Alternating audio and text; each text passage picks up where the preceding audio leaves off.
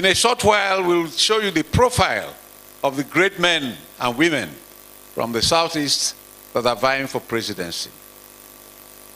We'll put up their profile, and you see that we are not joking. We have men of timber and caliber, caterpillar and bulldozer, conscience and capacity. And they will have a few minutes to address you. You're welcome. Thank you very much.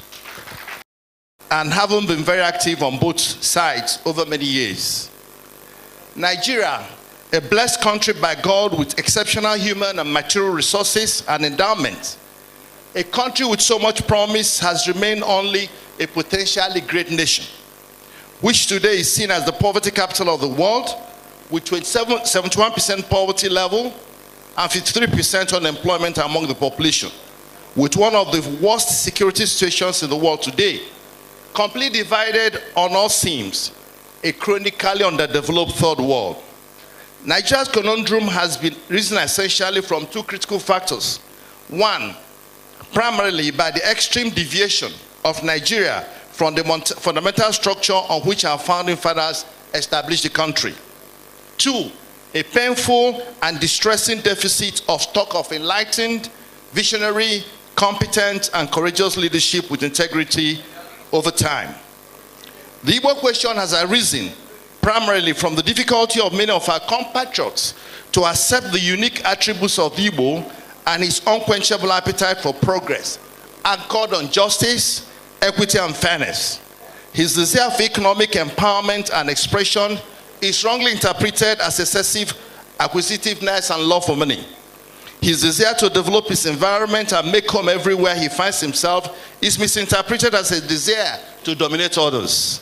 His disdain for injustice, oppression, inequity, mistreatment, and marginalization is often mischaracterized as rebellion. He lives in a nation he deeply loves and for which he makes the maximum sacrifice for his well-being. Yet, that nation treats him with suspicion and a mixture of derision and fear. In return, sometimes the Igbo feels unwanted and even develops a complex. They will never allow us. My vision and mission, Mr. Chairman, is to lead Nigeria to become a globally competitive nation that will become a first world nation, achieving its manifest destiny to be the leader of Africa and the face of the black man in the world. Two, to mobilize like-minded citizens to install enlightened, visionary, and committed leadership in Nigeria that will motivate the country to optimize its human and material resources to attain global competitiveness in a nation where justice, equity, and fair play reign supreme, resulting in happy and contented citizens. And we'll do this by deploying the core values of knowledge, industry, integrity, patriotism, justice, freedom, liberty, security, and godliness. We shall drive out the four demons that have buffeted Nigeria. Demons of poverty, corruption, injustice, security, and integrity. Time up. Let me finish. Mr. Chairman, I want to thank you for the opportunity. I'm timing it myself. It's not, but I accept your verdict that this call has been made to enable us to leverage our resources as one people to intronate Nigerian president of the Southeast extraction in 2023 in line with the godly tenets of justice and fairness. I want to thank you for the privilege to be here. God bless you. We lost royal, spiritual, and temporal.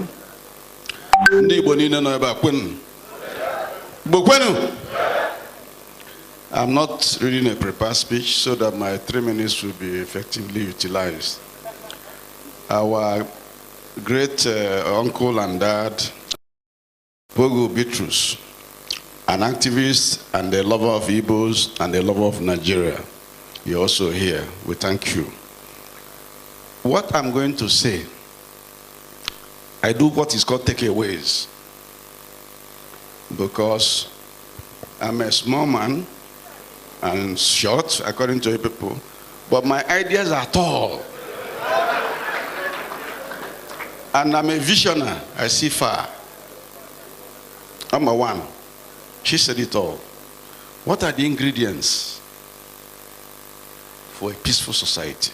Justice, equity, fair play, That is for the Nigerian nation with 250 ethnic nationalities. We found it difficult to even uphold that in Nigeria from the history given here. And we resolved that we want that history to change from this room. I leave it to you. Second one, we're talking about the nationalities. How about the people of Nigeria? Some people have used power, but their people are very poor. The income per capita low, and majoris everywhere. Some people also have had power. You have Delta warriors, and you have IPOB. Those who went to school, ask yourself questions. Have you been fair to those who didn't go to school? I want you to take it and go. I'm not a Pharisee, and I'm not a Sadducee, and I don't like injustice, and I don't like when injustice is being swept under the carpet. Those of us who went to school were failed, our fellow people who didn't go to school. We have taken what belongs to us and what belongs to them. There is no equitable distribution of the resources of this country, both nationally and both into the various ethnic groups and communities. Why is our unemployment rate the largest in Africa now? What is fueling this security? Why we can't sleep with our two eyes open, according to Chris, and we can't ride by road, and we can't even go by train? So please, atwalo omalo, atwalo ofeke, ofeyisinofia. A leader we need is a leader that is visionary, intelligent, courageous, competent, compassionate, when the need arises. If you don't have all these things, forget that leader. Ngige is a master of, I'm a jack of all trade. In all these things I'm talking about, I'm master of all. Thank you very much. Thank you. So whoever did that video never represented me well. And two, I was never queried by ABGA. And three, I'm well schooled. I have master's degree in law and I have bachelor's degree in law, not just a diploma.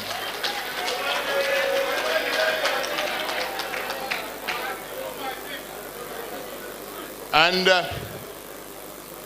I just want to put a salutation for Pa Edwin Clark, Dr. Beatrice, and Pa Ayo Adebenjo for joining Igbos in this course. God bless you. Now I start with my 3 minutes.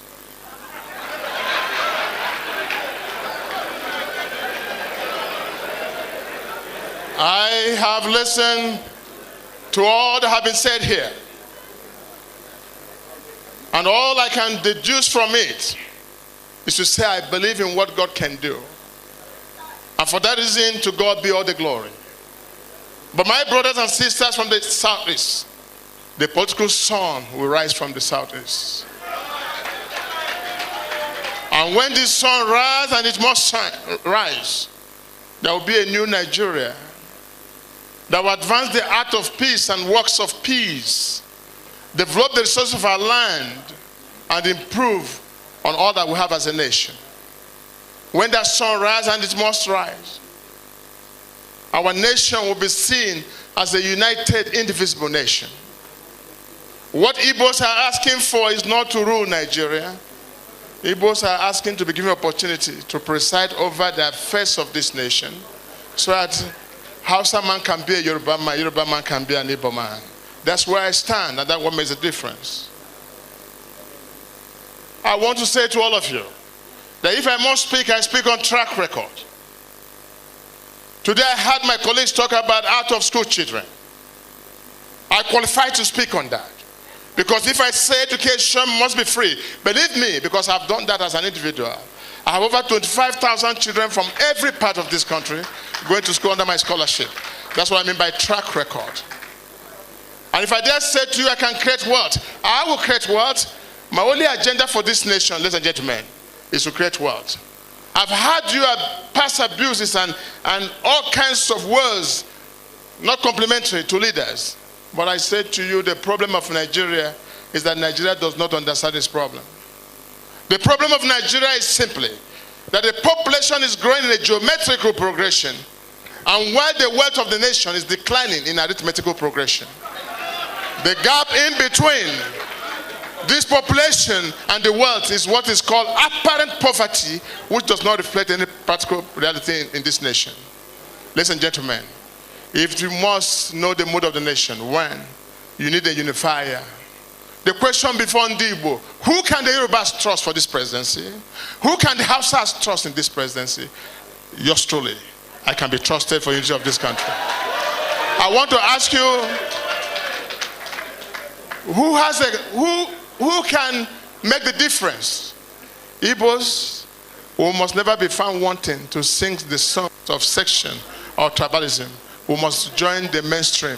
As we have done this today, and my sister, Senator, please raise this team to go to the north, go to the Yorubas, and seek audience to pass the Igbo question. Thank you. And I thank my brothers and sisters who are also aspiring.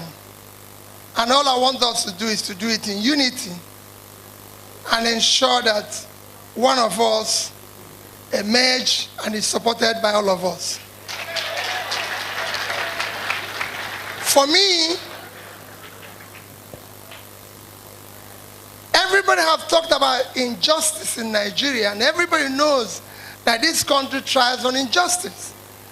But more of it, beyond that, I want us to look at the two descriptions of a fair state. When a country, when a government, when a system is no longer in control of its territory. Is Nigeria in control of its territory? When a system is no longer in control of its economy, is Nigeria in control of its economy? And the reason is simple. When Adebanjo was talking about Nigeria when it was good, he was talking about the West kept cocoa money, the East kept palm oil money, the North kept granite oil. That we were talking about when Nigeria was producing. Today what Nigeria is doing is sharing, sharing, sharing. All I want to do is stop the sharing and start production. All we need to do is to put people out of poverty. The development is hinged on three simple things. HDI. You cannot have a country where you are 158 over 160 something in terms of human development index, and you cannot have a country where you're 152 out of 157 in human capital and you think you're developing. Let's do the right thing. We invest in education. We pull people out of poverty. 100 million people living in poverty, you're going to have crisis. And that is the crisis we face today. I'm a wealth creator. And I know what it means to create wealth.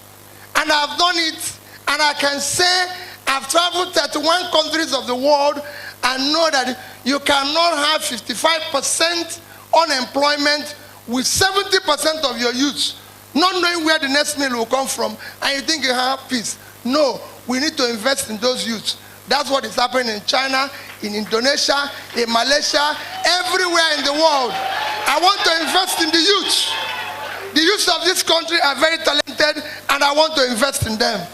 The opportunity is to allow me to move the country from consumption to production. God bless you. Organizers of this very wonderful program, let me thank profusely the guest of honors for the wonderful speech they made here. My brother, Senator Ngige, was asking me, I hope your people have these tapes because I would like to have it. I have assured him that we have it. We have to air it over and over. this meeting has underscored a very critical point in our nation, and it is to underscore the fact that Ndi Igbo, they believe in a united, fair, and equitable Nigeria. And that's why we are here to say, yes, we can. And when people say, look, we should come together and select one person, I say, no, that's not the game. The game is that we should be able to produce a number of competent and capable personalities that are seated here, including those who are yet to come, so that the nation Nigeria will have a wider choice, be it in different, career and endeavors that they have excelled. And this is very important. And so I'm here to say that in the beginning of life, God has always given a nation leaders.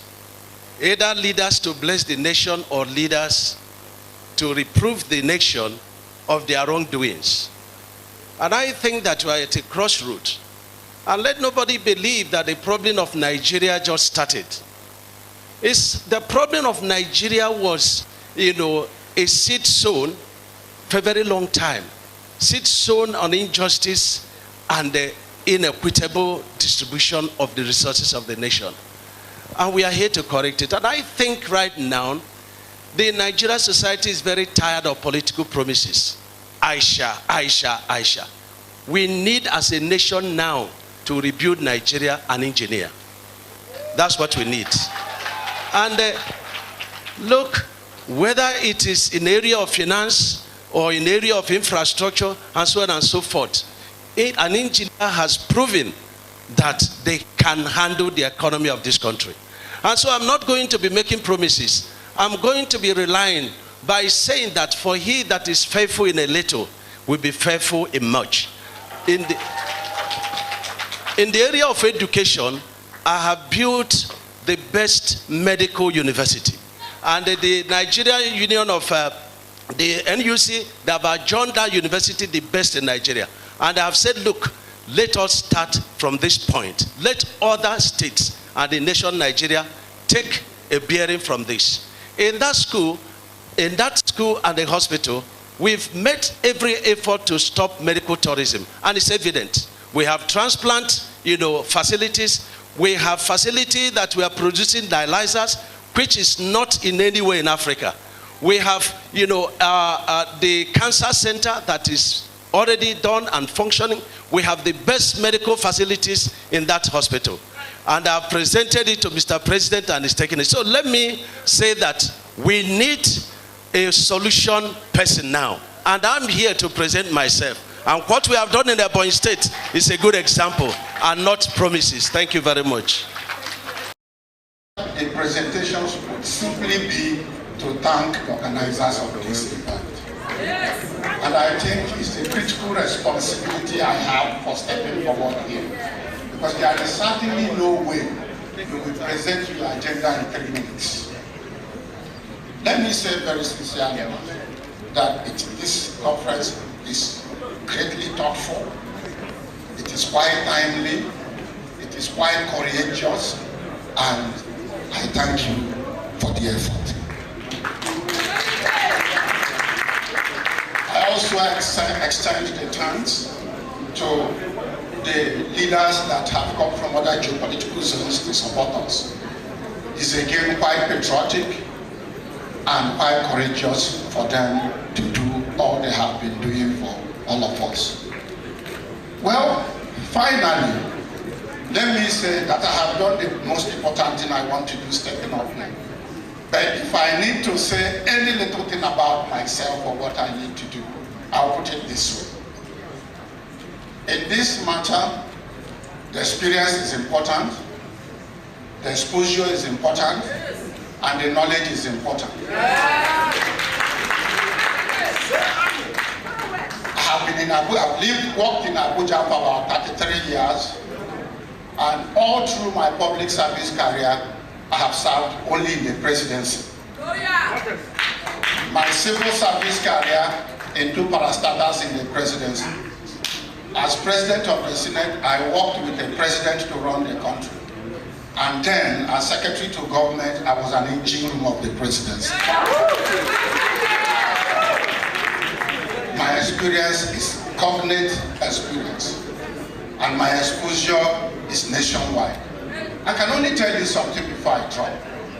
That I usually segment the challenges before the country into three: political, economic, and social.